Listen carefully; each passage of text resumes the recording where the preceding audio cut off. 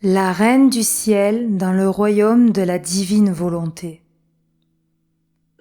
Prière à la Reine céleste.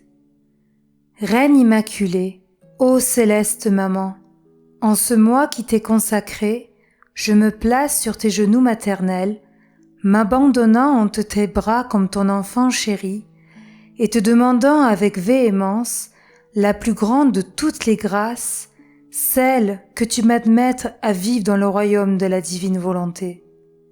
Sainte Maman, toi qui es la reine de ce royaume, permets que j'y vive en tant que ton enfant, que ce royaume soit rempli de tes enfants.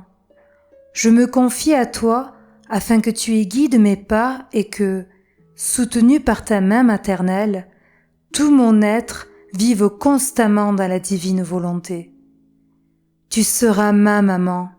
À toi, ma maman, je confie ma volonté pour que tu l'échanges contre celle de Dieu et qu'ainsi je sois assurée de ne jamais quitter cette divine volonté. Je te prie de m'éclairer afin que je comprenne bien ce qu'est la divine volonté. Amen. Je vous salue, Marie, pleine de grâce. Le Seigneur est avec vous. Vous êtes bénie entre toutes les femmes, et Jésus, le fruit de vos entrailles, est béni. Sainte Marie, Mère de Dieu, priez pour nous pauvres pécheurs, maintenant et à l'heure de notre mort. Amen. 18e jour. La Reine du ciel dans la maison de Nazareth. Le ciel et la terre sont sur le point de se donner le baiser de paix. L'âme à sa reine maman. Ma souveraine maman, me revoici pour poursuivre ma route avec toi. Ton amour m'enchaîne et me rend tout attentive à écouter tes merveilleuses leçons. Mais cela ne me suffit pas. Si vraiment tu m'aimes comme ta fille, enferme-moi dans le royaume de la divine volonté où tu as vécu et vis toujours, et ferme-en les frontières de telle façon que, même si je le veux, je ne puisse plus en ressortir. Alors, comme une mère avec sa fille, nous vivrons ensemble et serons heureuses. Leçon de la Reine du ciel. Ma très chère fille, si tu savais à quel point je désire te garder enfermée dans le royaume de la divine volonté. Chacune des leçons que je te donne est une clôture que je dresse pour t'empêcher de sortir. Elles forment une forteresse qui emmure ta volonté pour qu'elle comprenne et aime la douce domination de la divine volonté. Sois donc attentive en m'écoutant, car mes leçons sont des œuvres que ta maman fait pour séduire et captiver ta volonté, et pour rendre la divine volonté victorieuse en toi. Ma chère fille, écoute-moi bien. J'ai quitté le temple avec le même courage que lorsque j'y suis venue, uniquement pour accomplir la divine volonté. Je me suis rendue à Nazareth, mais je n'y ai pas trouvé mes chers et saints parents. Durant le voyage, j'étais accompagnée uniquement de Saint Joseph, que je voyais comme un ange gardien donné par Dieu, bien que j'avais aussi une cohorte d'anges qui m'accompagnaient. Toutes les choses créées s'inclinaient à mon passage, et moi, en tant que reine, je les baisais et les saluais en guise de remerciement. C'est ainsi que nous arrivâmes à Nazareth. Je dois te dire que Saint Joseph et moi, nous nous regardions avec réserve et modestie.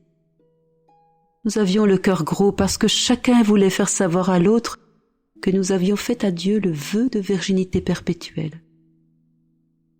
Finalement, le silence fut rompu et chacun de nous déclara ce fait.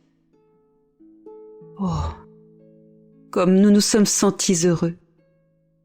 En rendant grâce au Seigneur, nous nous sommes promis mutuellement de vivre comme frères et sœurs. J'étais très attentionnée en le servant. Nous nous regardions l'un l'autre avec vénération et une grande paix régnait entre nous. Oh, si tous voulaient se refléter en moi, en m'imitant. Je m'adaptais très bien à une vie ordinaire. Je ne laissais rien paraître extérieurement de ces grands océans de grâce que je possédais. Maintenant, écoute-moi bien, ma fille. Dans la maison de Nazareth, je me sentais plus que jamais enflammée et je priais pour la descente du Verbe divin sur la terre. La divine volonté qui régnait en moi ne faisait rien d'autre que de revêtir mes actes de lumière, de beauté, de sainteté et de puissance. Je sentais qu'elle formait en moi un royaume de lumière, mais d'une lumière toujours montante, un royaume de beauté, de sainteté et de puissance qui grandissait toujours. Ainsi, toutes les divines qualités que la divine volonté avait mises en moi par son règne m'apportaient la fécondité. La lumière qui m'envahissait était tellement immense et mon humanité tellement embellie par le soleil de la divine volonté qu'elle ne faisait rien d'autre que produire des fleurs célestes. Je sentais le ciel s'incliner vers moi et la terre de mon humanité s'élever. Le ciel et la terre s'étreignaient et se réconciliaient en se donnant un baiser de paix et d'amour. La terre se disposait à produire la semence pour former le juste, le saint. Et le ciel s'ouvrait pour que le Verbe descende dans cette semence.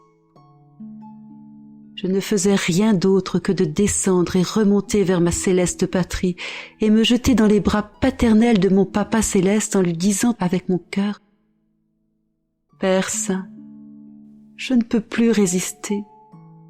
Je me sens enflammée et pendant que je brûle, je sens en moi une grande force qui désire gagner sur toi.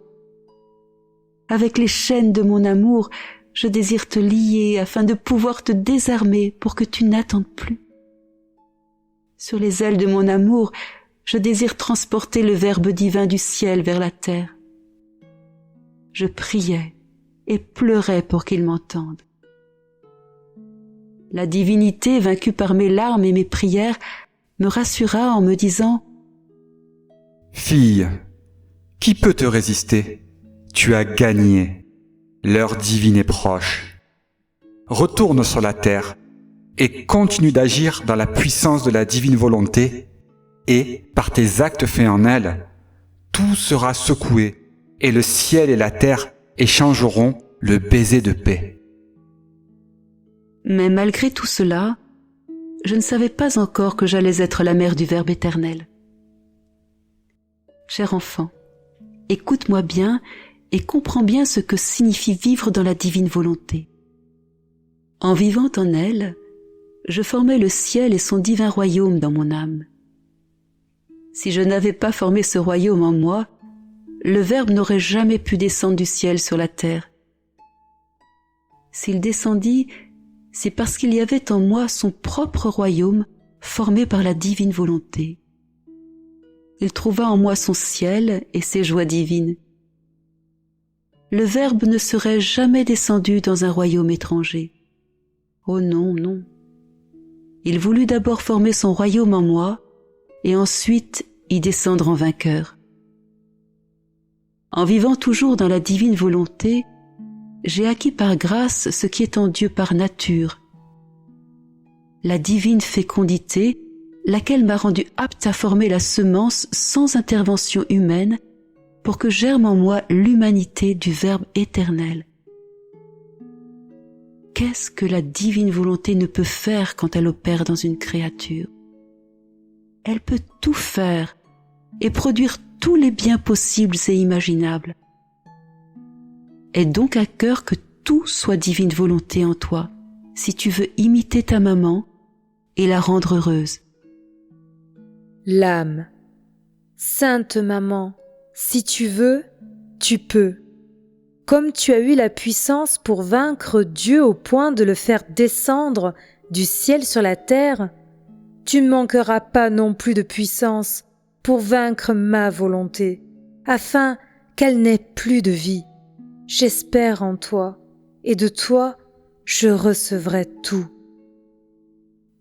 Petite pratique. Pour m'honorer aujourd'hui, tu me feras une petite visite à la maison de Nazareth.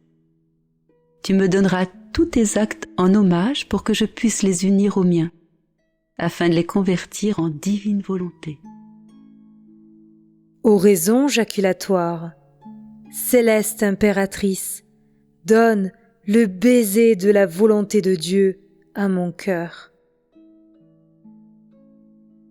Chaque matin, chaque midi et chaque soir, redisons à notre maman: Maman, je t'aime, aime-moi toi aussi, et donne à mon âme une petite portion de divine volonté.